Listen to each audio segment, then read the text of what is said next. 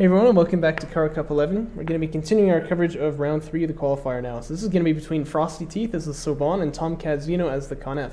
Tomcat actually undefeated up to this point. He's won 2-0. And hasn't been against shabby opponents. It's been Blue and myself. Now he's up against FrostyTeeth here, and I would say he's definitely still the favorite. Frosty playing Soban, by the way, it's a little bit of an off pick. He's normally Coalition, right? Ooh, that looks cool. Check that out, man. That looks really nice on the Soban carry, I gotta say. Really, like, FrostyTeeth's colors are really cool. I just enjoy seeing them on basically everything except Conef, who, you know, don't know how to paint. Speaking of which, we got Tomcat up here in the north. A little bit more drab, his color scheme, but it doesn't help that, you know, these boys just really have no idea how to draw straight lines, first off. I mean, what the heck is this? And also just, you know, how to put the paint on things. Everything they put it on is pretty good looking, but everything else is just like this rusty trash looking. Sorry, enough Conef roasting. What have we got going on here? Oh, Tomcat. Moving out through the middle, sorry. Yeah, this is the middle of the map. Moving out through the edge of the map now with a base runner already making some blast runs here, and I think we know exactly what's going on there. Look at that FrostyTeeth though. He's got the mind games going on, man, and he's gonna see that immediately. Not even sending a probe for it, he's actually going to scout it with the base runner. And some LAVs getting produced immediately as well. So he should be safe here, but it's always a risky proposition. This is definitely something that could be thrown, right? Base runner going to return now for Tomcat, but the blast drones have been spotted. And they're immediately going to back away. So if I'm Frosty, I'm going to definitely react to that immediately. He is sending one LAV. I think I would send more. Now, of course, one LAV means that, you know, they can't possibly trade effectively here. But has he got the DPS to kill it before he gets to the main? Yeah, it looks like it, but I mean, I'd rather send more than just one. Or, expecting your opponent to back away, you could maybe send them, like, over there, the other ones, right? And see if you can sort of sandwich them. That'd be pretty cool, too. But this is a good opener from Frosty. Tomcat's kind of suggested he wants to go with some aggression with these LAV, with these blast drones, and Frosty has basically said, hard pass, you're not going to be able to do that. Production crews are going to take a bit of damage here too, but I don't imagine that's going to amount to too much, and Tomcat going for Assault Chip first, Frosty going for AAVs, and that's actually a match that I think would favor the Assault Chips, but it's not game over in any way for anyone, so the match definitely still open here. Frosty wants to be careful he doesn't take too much damage on those LAVs. That kind of carry is pretty spicy. And he should recognize the damage he does to the production cruiser is not permanent in any way. But he can be a little bit annoying, so. AV's on the way now, and a second base runner already produced. That's pretty interesting to see. He's going to go for a double extraction, it looks like. And I don't see what Tom's going to do to stop this. He doesn't want to send his assault chips out to, you know, handle that. That's not really what they're for.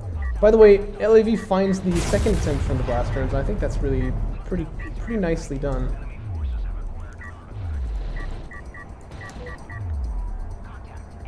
Missile battery fabric. Frosty, what are you doing? Okay, well, I guess he's seen the assault chips. I guess that is fair. But, I don't know. That seems a little bit overreactive. I think instead of saying, well, now that assault chips are out, there could be air units, I want to get the counter to that, you should say, now that the assault chips are out, I want to get the counter to that, right, which is railguns. And he's going to get it, but after he gets air, which slows down his production, obviously slows down his economy a little bit. I don't know about that. That seems a little suspicious. Now, it looks like Tomcat actually is interested in stopping this double extraction. But it's important to note what tools Frosty has to get these guys to the finish line. They've only got a little bit left to go. He's got 2 targeting jammers he can put down, and he has the smoke from the AAV. So the AAV can tank damage. He should definitely just tank it. As long as these assault chips are shooting him, they're not shooting the base runners. Alright, that's good. And then he should throw down the smoke, yep, to cover the base runner's approach. And then he can use the targeting jammers if he even needs to, but I don't think he's going to. So that's pretty textbook. That's exactly what Frosty should have done in that scenario, and I'm quite happy to see it. At this point, he shouldn't throw down the targeting jammers, obviously, because, you know, he doesn't need to, and they are pretty expensive. Okay, well, that's not very textbook, but that's okay. He's gonna back the 2 base runners away, so nice stuff there from FrostyTeeth. You know, like I said, exactly what we wanted to see. Interceptor fabrication is on the way now. And so I think it's a pretty linear progression that we're seeing from Tomcat here. I'll try with the blast drones, then I'll go to assault ships. If the assault ships don't work, then I'll go for air. If not, I'll keep making them, right? And so it should be pretty predictable that, you know, having pushed off the assault ships for now, that now is the time that Tomcat goes for air. Now is the time to research missile ship fabrication, or missile batteries, that is. Thing is, he's actually already gotten them. But anyway, now's the time to produce them, I'd say. And that wouldn't really be a blind call. That'd be counter-stratting, because we know Tomcat well enough from the game to know that that's probably what he's going to do. So it remains to be seen if he's going to make those or not, but he definitely should. That'd be the right move here. And having netted himself so much power, Frosty is actually quite safe back in the home front. He can power up the ALMs, one more. And yeah, he can also have one power into the weapons, which is not bad.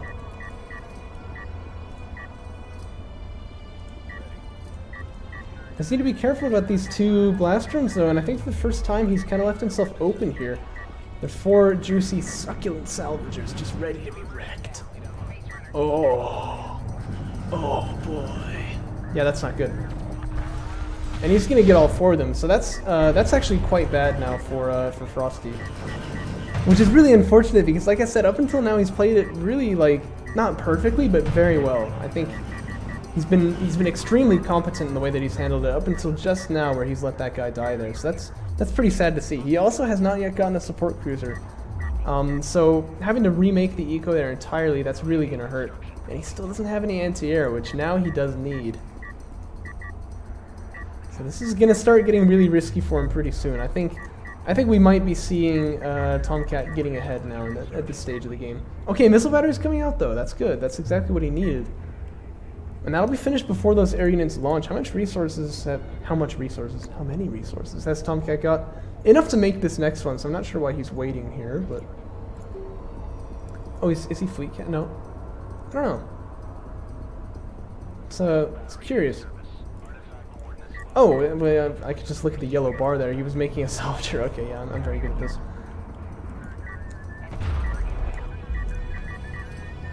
And it's going to be straight into siege cruiser. Okay, I guess that does make sense. So I'm curious then, why did he not ever launch the air units? Because he's made 2 of them, but he's just kind of stopped there.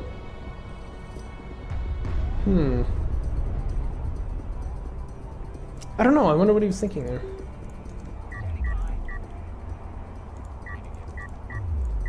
Oh, look at that, an anti-air turret post. Oh, nice. And the missile battery is already out, obviously. Yeah, so Frosty definitely knows what his opponent's got there, but it's weird. He hasn't launched the air units at all yet. He's gonna get a 3rd one now, but I don't know. Well, it looks like Tom wants to come and contest this field control that his opponent has got. There's a blast drone here. It's important that Frosty micros this properly, gets the AV attacking the blast drone, because obviously that thing can kill the railgun in one shot. He's moving it in the right position, so he knows. But it looks like the base runner, unfortunately, going to be left out to dry. I think the second one should be, oh no. Oh no, no, no, no! Yeah, you haven't picked it up there, mate. That always happens to me too, though, so he shouldn't hopefully feel too bad about that. He's going to back up now. Put it in the reverse. Grab that artifact. But I doubt he's going to be able to extract it so easily. Well, unless Tomcat just kind of stays here. But I think the real thing to note is that Refiner mode is finished. He's on 3 bases. 1, 2, 3, that's how you count. And that's obviously a bit of a problem now. And I think that comes back to that blast drone hit there. I mean, like, instead of these 4 salvagers, it would have been a support cruiser that Frosty made next, and then he'd be moving on to his 3rd base, right? But as you can see, he's not there. I mean, he's still on 1.5, basically, so... The money situation is going to be getting really out of hand if this continues on like this. A support cruiser is on the way, mind you. It's good. Air units are going to launch now, but unfortunately there's quite a lot of anti-air covering them. Going to go in for a pass here, get hit by 1 missile, but they're fine. And the base runner did stray a little too far away, so air units is going to dock. They know that they can't take that fight, and they'll be fine to just back away now. Railguns are actually splitting away from the anti-air. I'm not totally sure what the idea there is. But, yeah, Frosty still has map control, mind you. Like, he's still in control of the middle of the field. But,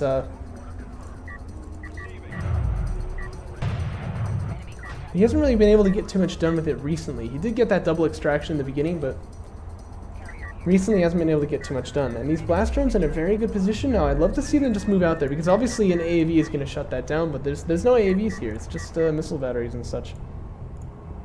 That could be real nasty.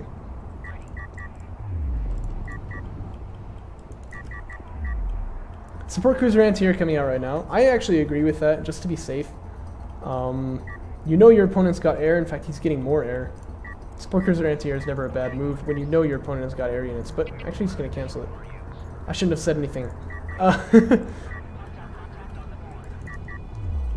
The blast drone's still playing it very passively. It looks like Tomcat is kind of... He's okay to take the back foot right now. And I think the big reason is because none of the artifacts are spawned. He knows he's not losing anything by waiting for the not having the map control just yet. Seems like a bit of a misclick here. I'm wondering why his production cruiser was over there. He did set a rally point there. I imagine he accidentally right-clicked or something. It's because he's on a Mac, right? So he's only got one freaking button. Stupid Mac. Anyway, sorry. I shouldn't take that bring that discussion to home mode. We're talking about the match now. I feel like this guy's been being produced for ages now. Yeah, that's why.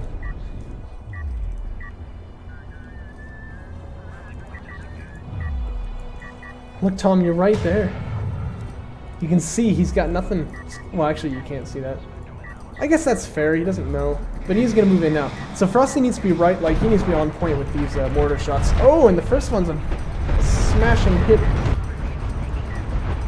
But it's still going to lose a railgun to that. Barrage comes in from the siege cruisers there, and it's going to do some good damage to one of those rails.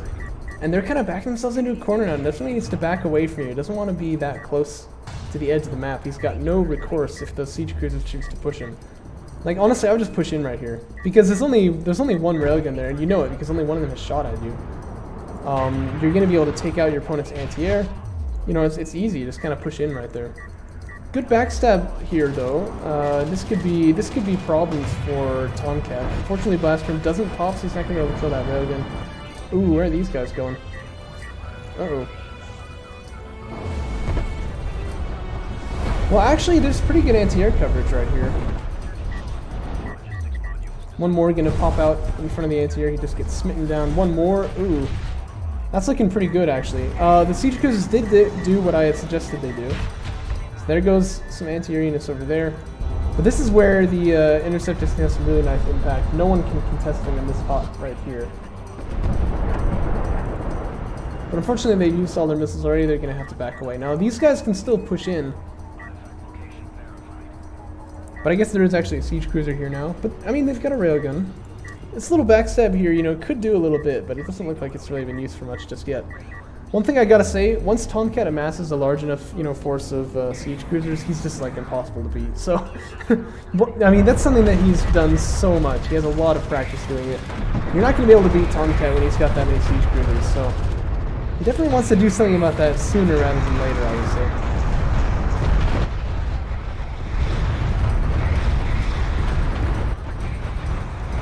That barrage, man. Anyway. Siege Cruise is moving out through the middle now. ALM is getting deployed here, but it's deployment time. No, that's an anti-air turret base. I'm very smart. So some railguns got smitten down through the middle. And it looks like the forces for Frosty are just way too thin at this point to really be able to hold off. He probably ought to go for that production upgrade on the carrier there. But I'm not sure if even that is going to amount to too much. Now, there are still some air units for Tomcat, but he probably doesn't want to launch them, seeing as what happened to the last guys.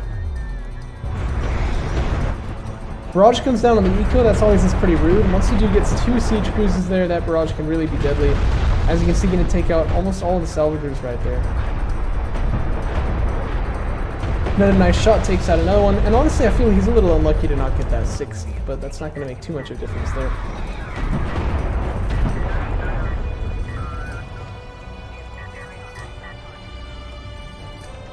This guy forgot how to turn, it looks like, but that's alright. And there's 4 siege cruisers in this area, no railguns at all, so I mean, what's the competition here?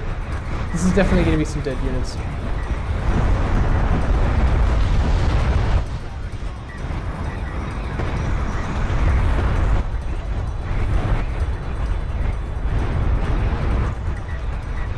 And this is looking pretty clinical, I'd say, from Tomcat.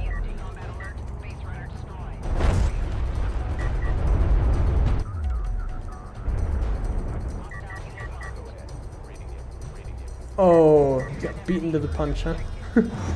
That always feels bad. Another double barrage going to come down now on this other location, and these guys are already injured, so they're probably all going to go down. There we go.